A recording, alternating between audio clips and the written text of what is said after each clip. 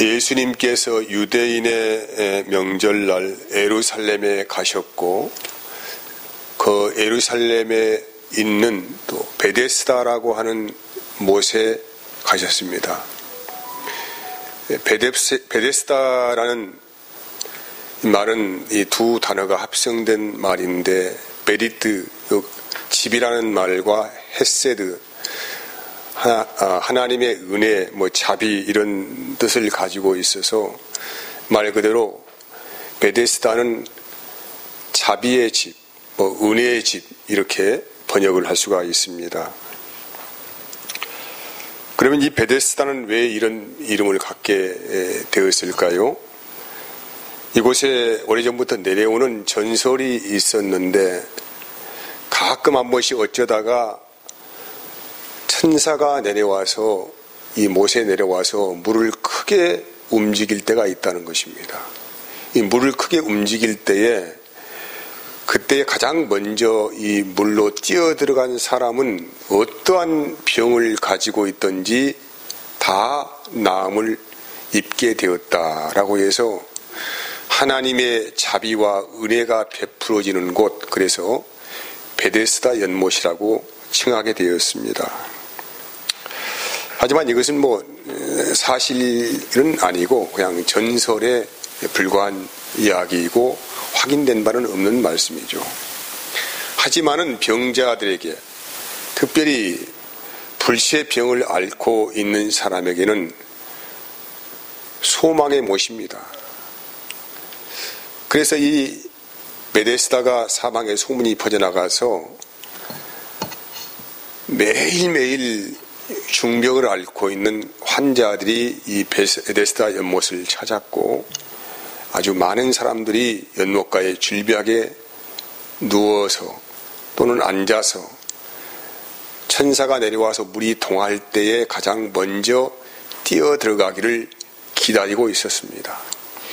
근데 어떤 기적 사건이 일어난다고 하더라도 전혀 혜택을 볼 수 없는 사람들이 있습니다. 여기에는 세 부류의 사람들을 소개를 하고 있는, 많은 병자가 있었지만은 특별히 맹인, 다리 저는 사람, 또 혈기 마른 사람. 맹인은 볼 수 없잖아요. 볼 수 없으니까 물이 움직이는지 안 움직이는지 전혀 알 길이 없고, 다리 저는 사람 역시 물이 움직이는 것을 볼 수는 있지만은 다리가 불편하기 때문에 먼저 뛰어갈 수가 없습니다. 역시 혈기 마른 사람도 몸이 굳어있는, 피가 돌지 않는 중풍병 환자들을 가리키는 말이에요. 그러니까 이 사람도 역시 누군가가 부축해서 거기에 넣어주지 아니하면은 무슨 기적 사건이 앞에서 일어난다고 하더라도 전혀 혜택을 볼 수 없는 사람이지요. 그리고 어느 누구가 매일 이곳에 와서 언제 물이 동할지를 모르는데 이 환자 옆에서 간호하면서 물이 동하기를 기다리다가 이 사람을 부축하여서 가장 먼저 뛰어가서 그분에 넣어줄 사람이 있겠습니까? 말 그대로 베데스다는 자비가 있는 곳이 아니고 정말로 경쟁 상대만 있는 곳이고 또한 하나님의 사랑이 메마른 곳이라고 할 수가 있습니다. 말은 자비의 집이고 은혜의 집이라고 하지만은 하나님의 은혜가 전혀 미치지 못하는 끊겨버린 상태를 말씀하고 있어요. 이런 곳에 자비의 실체이시고 은혜의 실체이신 예수님이 어느 날 찾아오셨습니다. 그리고 그 중에서도 가장 희박하게 보이는, 병을 앓은 지 가장 오래된 38년이나 되어서 몸을 가누질 못하고 누워있는 환자에게 예수님께 찾아가셨습니다. 그리고 내가 낫고자 하느냐 이 질문을 했습니다. 했는데 이 환자는 사실 예수님이 누구인지도 몰라요. 그냥 물어보니까 아무도 나를 저 물에 데려가 주는 사람이 없다라고 하소연합니다. 주님은 이 환자의 말을 듣고 그냥 다른 말 하는 게 아니에요. 내가 낫고자 하느냐 하시면서 내 자리를 들고 걸어가라고 한 말씀만 하셨습니다. 그러니 이 말씀이 떨어지기가 무섭게 38년 동안이나 한 번도 걸어본 적이 없는 매일 침상에 자기의 삶을 의지하고 살았던 이 사람이 벌떡 일어나더니 누웠던 침상을 들고 걸어가기 시작했습니다. 주님이 이 사람을 고쳐줄 때에 내가 예수다, 내가 너를 구원할 구주다, 내 말을 믿어라, 제발 좀 믿어라, 그러면 내가 네 병 고쳐줄게, 이렇게 말씀을 하지 않았어요. 이 고침받은 환자는 현재 자기에게 말을 하고 있는 주님이 누구인지를 전혀 모르는 상태입니다. 그래서 하소연하는 거예요. 아무도 물이 움직일 때에 나를 저 물에 데려다 준 사람이 없다라고 그냥 하소연만 했을 뿐입니다. 근데 주님께서 말씀으로 이 사람을 치유를 하셨습니다. 정말 하나님의 은혜를 베풀어 주신 것이지요. 그런데 그날이 어떤 날이냐면 하필이면은 안식일이에요. 안식일. 유대인의 안식일은 굉장히 엄격합니다. 그날은 불을 필 수도 없습니다. 차 운전도 할 수도 없습니다. 몇 발자국 걸어가는 것도 더 이상 걸어가면 안 되는 그런 법들이 있어요. 컴퓨터 자판기도 킬 수 없습니다. 어떤 기계도 열 수도 없습니다. 모든 것이 쉼을 완전히 차단된 그냥 쉼에 들어가는 상태를 안식이라고 합니다. 그래서 유대인들은 이날을 굉장히 중요하게 생각했는데 하필이면 그날 예수님께서 하필이면 그 안식일 날 누워있는 병자를 이렇게 세운 것입니다. 그래서 이 병자는 자리를 들고 그 자리에서 일어서 걸어갔던 거예요. 사람들이 놀랍니다. 무엇에 놀라냐면은 이 사람이 병이 나은 것에 놀란 것이 아니고 안식일 날 왜 너는 자리를 들고 걸어가느냐 라고 물었던 거예요. 그래서 이 사람은 말합니다. 그때는 몰랐지만 한참 후에 예수님 다시 그 사람 찾아가시잖아요. 그래서 자신이 누군지를 밝히시죠. 그래서 그는 말하기를 나를 걷게 하신, 걸으라고 하신 그분이 예수다라고 말을 하니까 그때부터 사람들은 예수님을 잡아 죽일 모의를 시작하기 시작합니다. 왜냐하면 안식일 날, 거룩한 날 의술을 행했다는 것이 의술을. 그날은 모든 일을 정지해야 되는데 그 안식일 날, 그 거룩한 날에 의술을 펼쳐가지고 사람을 고쳤다는 것이죠. 그래서 그날부터 예수님을 핍박을 하기 시작을 했습니다.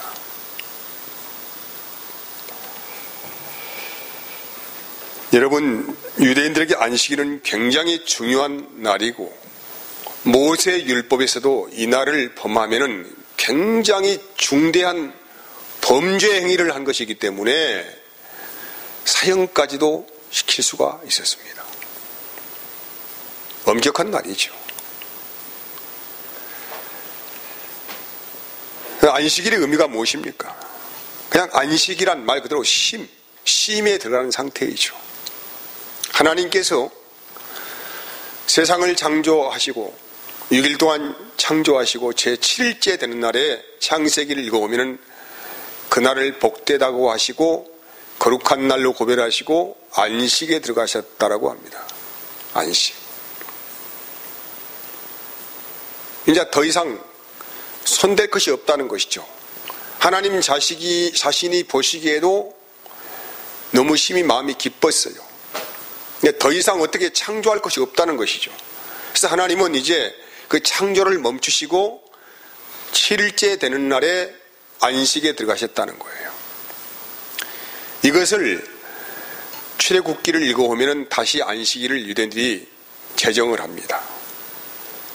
안식일 법을 만들어요. 이것은 이 법이라고 하는 것은 이제 하나님께서 율법을 통하여 말씀하신 것을 말씀하고 있습니다.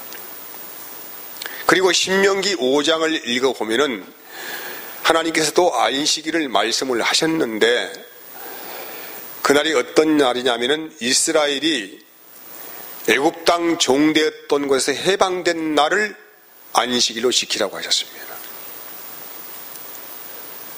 다 공통적인 게 뭐냐면은 하나님이 창조하신 세계를 사람은 노력한 것이 없이 그냥 받았기 때문에 안식이라는 거예요.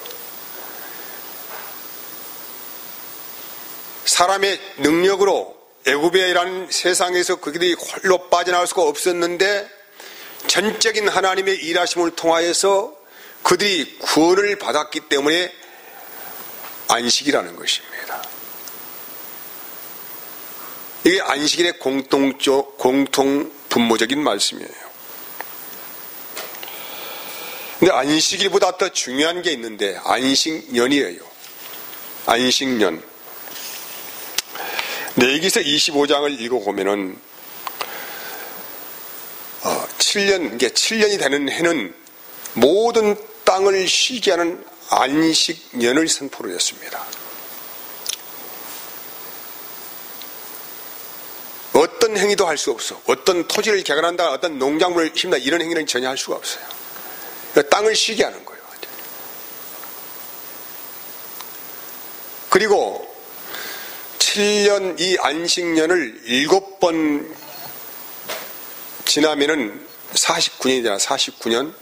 왜 49년이 되고 그 다음에 50년째 되는 해는 희년이다 이 말이죠. 희년. 희년이 뭐냐? 이 말씀은 살다 보니까 인생 살다 보니까 돈이 궁하면은 전토 팔잖아요. 돈 만들어 먹고 살려고 어려운 일 당하잖아요.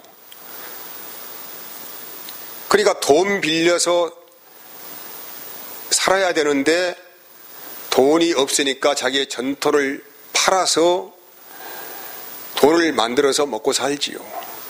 이것도 안 되면은 이제 전토도 팔 것이 없으면은 자기를 종으로 받아달라고 하는 것이죠.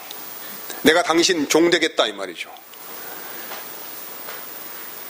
그래서 자기의 몸을 상대에게 넘겨서 종 생활하는 경우가 있다는 것이죠. 근데 이렇게 아무튼 어렵고 힘든 인생살이를 살다가 전토 팔고 다른 사람이 몸종되고 이런 생활을 계속적으로 해야 되는데 죽을 때까지 해야 되는데 하나님께서 기쁜 소식을 이 법을 만들었어요. 그 희년입니다. 50년째가 되면은 전토를 다 다시 원주인에게 돌려줘야 돼요. 아무 조건이 없어요. 그리고 몸종도 다 풀려납니다. 자유인이 되는 거예요, 이제. 얼마나 기쁜 소식이에요. 자기는 몸종으로 풀려나기 위해서 아무것도 한 것이 없어요. 그냥 하나님께서 그날을 자유의 날로 선포로 하신 거예요. 모든 건 해방이다. 원이시다. 이게 몸종들에게는 굉장히 기쁜 소식이죠.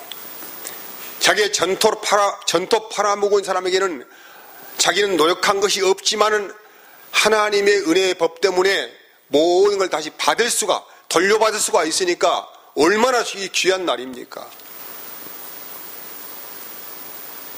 모든 노예들, 전토 팔아먹은 빈곤한 자들이 소망하는 날이 어떤 날이겠어요? 희년의 선포입니다. 그런데 성경을 읽어보면은 어느 한 사람도 이 희년을 지킨 사람이 없었어요. 왜 못 지킵니까? 우리가 입장 바꿔 생각해봐도 비싼 대가 지불하고 땅을 샀어요. 몸종을 샀단 말이에요. 근데 희년이 됐다고 해서 다시 다 원위치로 복귀를 해라는데 여기에 순종한 사람이 몇이나 있겠습니까? 그러니까 이들은 순종하지 않았죠. 율법을 어긴 거예요. 그냥 어기려고 해서 어긴 것이 아니라 너무 아깝죠. 재산이. 그렇잖아요. 그래서 지키지 못한 것이죠. 그럼에도 불구하고 유대인들은 안식일은 굉장히 중요하게 생각을 했어요. 이 알맹이 없는 안식일을 시킨 것이죠. 알맹이 없는 안식일. 안식일을 철저하게 지켜보려고 법 위에 또 법을 만들고 쪼개고 또 쪼개서 더 잘 지켜보려고 만들어 놓고 한 것이 이제 뭐 몇 발자국 안식일 날 걸어서는 안 된다. 어떤 행위를 해서는 안 된다. 그걸 조항을 다 만들어 가지고 안식일을 거룩하게 지켜야 한다라고 그렇게 주장을 하게 되었습니다.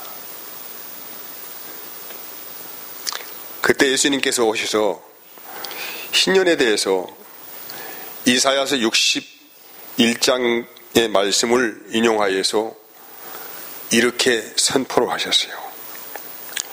바로 희년은 이런 날인 것을. 누가복음 4장 16절에서 21절까지 말씀 보면은 이렇게 기록이 되어 있어요. 예수께서 그 자라나신 곳 나사렛에 이르사 안식일에 늘 하시던 대로 회당에 들어가서 성경을 읽으려고 서심해 선지자 이사야 글을 드리거늘 책을 펴서 이렇게 기록된 데를 찾으시니 곧 주의 성령이 내게 임하셨으니 이는 가난한 자에게 복음을 전하게 하시려고 내게 기름을 부으시고 나를 보내사 포로된 자에게 자유를 눈먼 자에게 다시 보게 함을 전파하며 눌린 자를 자유롭게 하고 주의 은혜의 해를 전파하게 하려 하심이라 하였더라. 책을 덮어 그 말은 그 맡은 자에게 주시고 앉으시니 회당에 있는 자들이 다 주목하여 보더라. 이에 예수께서 그들에게 말씀하시되 이 글이 오늘 너희 귀에 응하였느니라 하시니 선지자 이사야를 통하여서 예언된 이 신년에 대한 메시지를 주님께서 다시 읽으시면서 주의 성령이 나에게 임했다는 거예요. 그리고 이미 이 말을 듣는 너희에게 응했다 이런 말씀을 하시죠. 이 말씀은 예수님 자신이 참된 안식을 주러 오신 분이고 또 희년을 완전하게 이루러 오신 분이다라는 것을 말씀하고 있는 것입니다.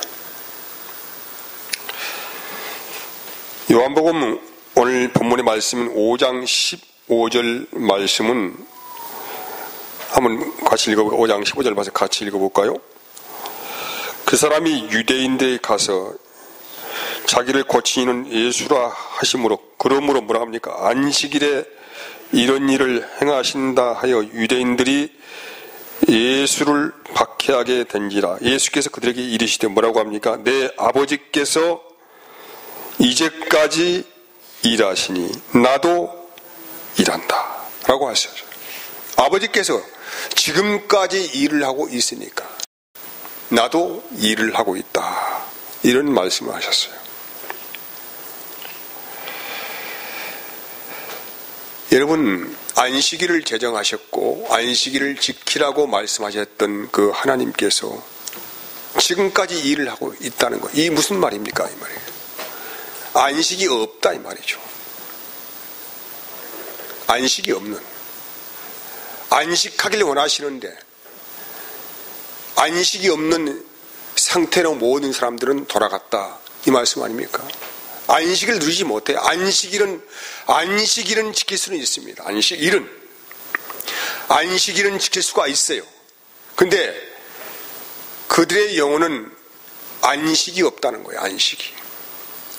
하나님께서 세상을 창조하시고 안식하셨다고 하는 것은 이 세상의 모든 것들을 하나님께서 사람에게 선물을 하시고 이걸 누리라고 말씀하신 거 아니겠습니까? 그 누림이 완전히 파괴되었다는 것이죠.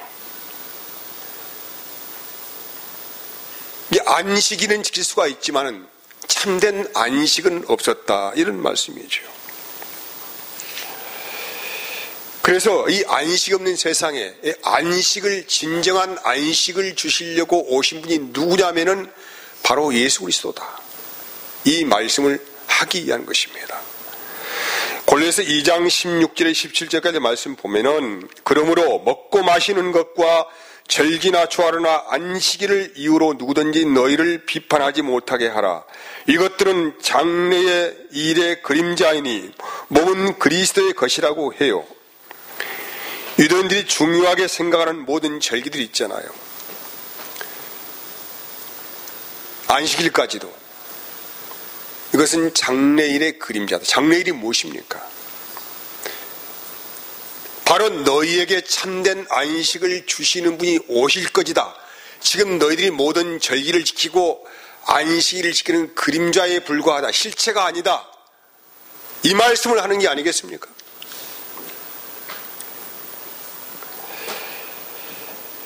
하나님의 나라는 은혜의 나라입니다. 사람은 스스로의 자기의 능력으로는 구원할 길이 막혀 있습니다. 어떤 상태냐면 마치 38년 된 병자가 자기 힘으로 앞에 기적이 펼쳐지고 있음에도 불구하고 그 기적 안으로 자기의 힘으로 들어갈 수 없는 것처럼,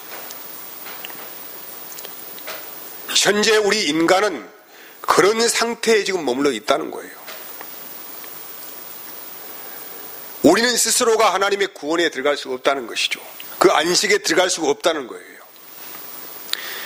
그래서 우리에게 주신 은혜가 무엇입니까? 하나님이, 그 안식을 주시는 하나님이 우리를 찾아오셔야만 합니다. 오늘 마치 38년 된 전혀 가망이 없는 이 환자에게 예수님이 찾아가셔서, 그가 누군지도 몰라, 예수님께서 왜 온지도 모릅니다. 믿음이 없다고 책망도 안 하십니다. 나를 믿으라고 말씀도 안 하십니다. 네가 낫고자 원하느냐, 이 말씀 한마디 물어보시고 네 자리 들고 걸어가라고 하시는 거예요. 우리 인생의 시작은 내 마음 안에 주님이 찾아오심으로 시작됩니다. 시작이란 말은 그때부터 안식이 시작된다는 거예요. 안식이. 나는 일한 것이 없어요. 여러분, 사람들은 그런데 이 은혜란 말을 굉장히 싫어합니다. 왜냐하면 왜 싫어하는지 아세요? 우리는 내가 잘함을 칭찬받고 싶은 사람이에요. 그래서 무슨 일을 하면은 당신 능력 있는 사람이야, 머리 좋은 사람이야, 똑똑한 사람이야, 지혜로운 사람이야. 우리는 이런 말을 듣기를 굉장히 좋아하잖아요. 그러니까 공짜로 무엇을 얻는다, 이런 개념은 조금 인정할 수 없어요. 자존심 상해한다는 것이죠. 자존심 상해해요. 그래서 은혜로 그냥 뭘 얻었다고 하는 것은 우리의 개념으로는 좀 이해할 수 없어요. 우리의 세상의 모든 구조의 삶은 내가 뭔가를 해서 얻어지는 보상으로 살잖아요. 근데 하나님은 은혜를 거저 주신다고 하니까 나는 어떤 노력도 하지 않았어요. 지금껏 내가 애쓰고 노력하고 내 똑똑함을 통하여 살았단 말이죠. 이것이 인정받아줘야만이 자기 정체성이 있다고 이야기하는 거예요. 그래서 세상은 자꾸 행함을 강조합니다. 마귀가 하나님의 은혜에 접근하지 못하도록, 전혀 그 은혜의 장벽을 넘지 못하도록 만들어 놓은 기가 막힌 방법이 뭐냐면은 네 행함에 대한 보상으로 살아라, 이런 말씀을 하는 것이고, 네 행함에 대한 보상이에요. 그러니까 자꾸 종교적인 형식을 통하여서 뭔가를 얻어내려고 하는 속셈이 우리에게는 굉장히 강하다는 것이죠. 교회에서도 이런 말들을 종종 들어봅니다. 내가 죽도록 충성했는데 겨우 이 정도냐? 내가 그렇게 열심히 했는데 보상이 무엇이냐? 이런 말들을 종종 들어서 실망하고 교회를 떠나고 심지어는 하나님에 대해서 저항하시는 분들이 적은 수가 아니고 제가 보기에는 아주 많다라는 것이죠. 아주 많다라는 거예요.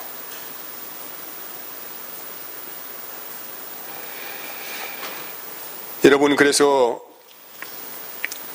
이런 사람은 다른 말로 한다면 혼자 세상이라는 전장터에 나가서 장수의 갑옷을 입고 혼자 모든 적들을 막아내는 싸움을 해야 한다는 것입니다. 피곤하지요. 경쟁 구조 속에서 생존해야죠. 어렵죠. 근데 여러분, 우리 기독교는 그런 종교의식을 하는 그런 종교가 아닙니다. 기독교인들은 모든 것이 하나님의 은혜로 되었다고 고백을 하는 거예요. 모든 것이 하나님의 은혜뿐이 없다는 거예요. 그분이 은혜 주심을 통하여 내가 산다는 거예요. 자기가 죽도록 땀을 뻘뻘 흘리면서 일을 하면서도 하나님이 힘주시고 은혜 주셔서 내가 산다는 것이죠. 이해할 수 없는 말이에요. 심지어 사도 바울께서는 죽도록 고생하고 매를 맞고 죽을 고비를 넘기고 하면서 그런 과정을 넘어가면서도 한 번도 주님을 원망한다거나 하나님에 대해서 대항하지 않았죠. 그냥 너무 감사한 거예요. 이런 일을 하는 것도, 매 맞는 것도 감사하고 옥에 갇히는 것도 감사하고 모든 게 감사의 조건뿐이 안 되는 거예요. 무슨 은혜를 입었기에 그렇습니까? 거저 주시는 은혜를 받았기 때문에 그런 거예요. 거저 주시는 은혜. 요 은혜를 바울 사도께서 체험을 하신 것입니다. 여러분, 그래서 그리스도인은 자기 능력을, 자기의 힘을 자랑하지 않습니다. 아무것도 할 것이 없어. 우리는 그냥 목사님, 나는 그러면 아무것도 할 것이 없나 그래. 아무것도 좀 하지 마시라고 제발요. 아무것도 하지 마시라고 제발. 해봤자 사고만 나요. 뭘 하려고 하지 마시라고. 아예 그냥 하려고 하지 마세요. 어떻게 그러면 하려고 안 하면 어떻게 해야 됩니까? 어떻게? 시편 121편 14절 말씀 이렇게 되어 있어요. 이스라엘을 지키는 자는 졸지도 주무시지도 아니하시리로다. 그분은 졸지도 주무시지도 않는데요. 누가복음 22장 31절 32절까지 말씀에 보면은 시몬아 보라, 사탄이 너희를 밀가부로 하려고 요구하였으나 그러나 내가 너를 위하여 내 믿음이 떨어지지 않기를 기도하였느니 너는 돌이킨 후에 내 형제를 굳게 하라고 해요. 그러니까 하나님은 지금도 내가 이런 게 아니라 하나님께서 나를 지키시려고 졸지도 아니하시고 주무시지도 아니하시고 하나님이 나에게 믿음의 능력을 주시려고 사탄이 나를 밀가부르듯이 나를 까불려고 하지만은 나를 위해서 쉬지 않고 기도하신 분이 있다는 거예요. 내 믿음이 너를 떨어지지 않기를 내가 기도했다고. 그러니까 이 사람이 믿음이 있어서 믿음이 있는 것이 아니고 주님이 기도하시는 결과를 통하여서 믿음이 오게 된 거라 이 말이죠. 주님이 일하신 결과에 의해서, 내가 일하신 결과가 아니에요. 주님이 일하시는 결과에 의해서 내가 믿음을 갖게 되었어요. 그러니까 이 비밀을 안 사람들은 그때부터 모든 생애의 전 시간을 주님만 의지하고 살아가요. 주님만 의지하고 산다고요. 주님이 가자고 하면 가고 서라고 하면서는 믿음의 삶을 살아갈 수밖에 없다고요. 이 사람은 주님만이 자기의 생명이에요. 주님만 의지하고 살아가니까 주님이 십자가를 지고 가자고 하면 십자가 지고 가는 거예요. 그냥 가는 거예요.